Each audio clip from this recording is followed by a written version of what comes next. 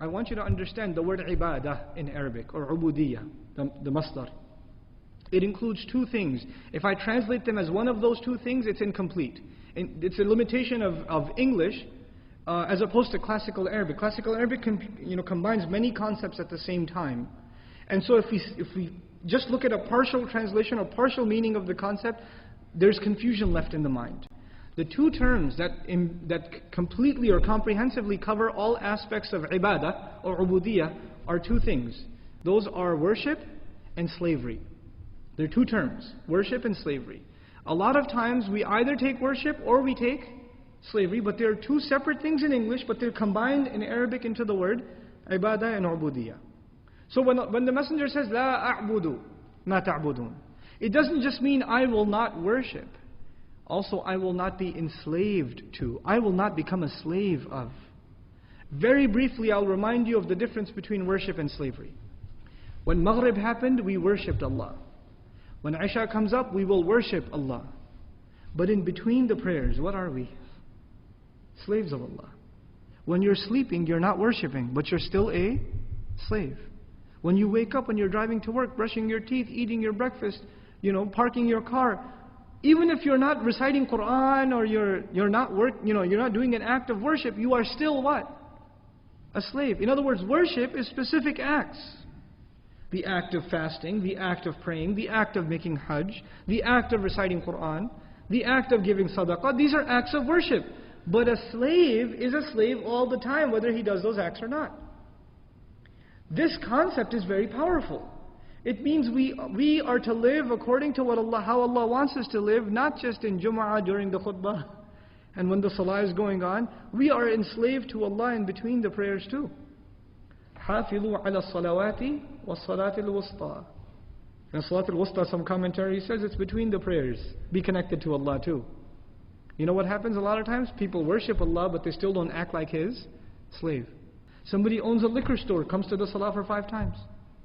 He worships Allah, but he's clearly not acting like what? A slave. He's not obeying Allah. And sometimes, because we have these partial English definitions, you know what happens? We think to ourselves, hey, at least I worship Him. At least I worship Him, so my job is done. No, you worshipped Him, but you're still not a abd of Allah. Worship is one part, slavery is the other. Ibadah includes both. Now the Arabs, they had 2 problems. There are 2 problems. They refused to worship Allah, but you know what the bigger problem is? They refuse to be Allah's slaves. There are 2 problems in this surah. We have to make those problems distinct. When they refuse to bow down only to Allah and get rid of all the idols, what is that a problem of? Worship or slavery? That's a problem of worship. But when they refuse to give the orphan, when they refuse to not kill the baby girl, when they refuse to not feed the poor, when they refuse to not give justice, when they refuse to kill without having right to do so, when they abuse the slave, when they do all of these things, what are they refusing to do? They're refusing to act like Allah's slaves. Being Allah's slave includes you worship Him and you act like His slave. 2 things. So now understand the ayah. La a'budu ma ta'budun. La a'budu, I will not be enslaved to, and I will not worship what you have been worshipping. Now we have to understand, Allah, in this ayah, the messenger is being told to talk about what they worship and what they are slaves of. So what is it that they worship, and what is it that they're slaves of? They're worshippers of idols, false gods. And they are slaves of their own desires. 2 things. They worship the idols, and they are slaves of their own selves, their own hawa, their own nafs. And the messenger says, I refuse to worship your idols, and I refuse to be enslaved to my own desires. I refuse both of those things. I'm never going to. Now, the mushrikun said, he's been rejecting our religion for a decade now almost. Let's give him a compromise, maybe the future. Makkah has become pretty tense, Always this confrontation between the Muslims and the kuffar. Let's make a compromise, life will become better.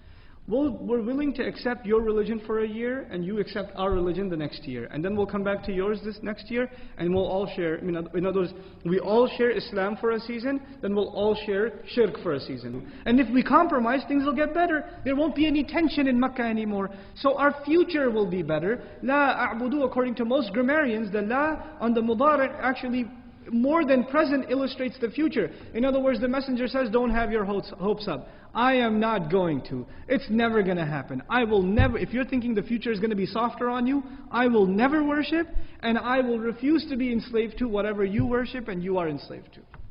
That is never going to happen. Get that out of your head.